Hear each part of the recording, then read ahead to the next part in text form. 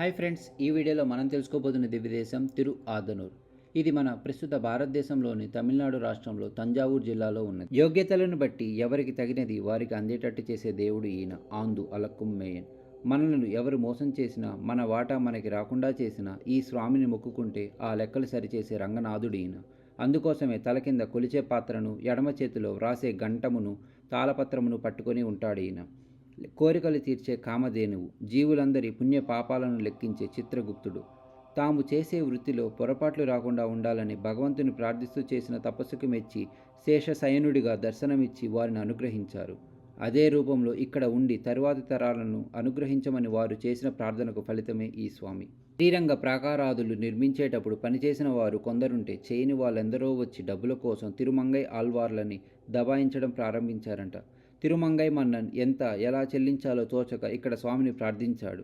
రాత్రి కలలో రంగడు కనిపించి, ఓ వృద్ధుడు రేపు కావేరీ తీరానికి వచ్చి నీకో కొలపాత్ర ఇస్తాడు.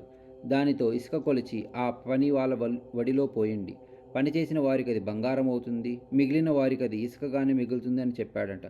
మర్నాటి మధ్యాహ్నం అందరినీ కావేరికి రమ్మని ఆల్వార్ అలానే చేస్తే దబాయించిన బద్దకస్తులంతా బుద్ధి తెచ్చుకొని పాదాలపై పడ్డారంట. ఇలాంటి మరిన్ని స్టోరీస్ తెలుసుకోవడానికి మన ఛానల్ని సబ్స్క్రైబ్ చేయండి. ఈ వీడియో మీకు నచ్చినట్లయితే లైక్ చేసి షేర్ చేయండి. Thank you.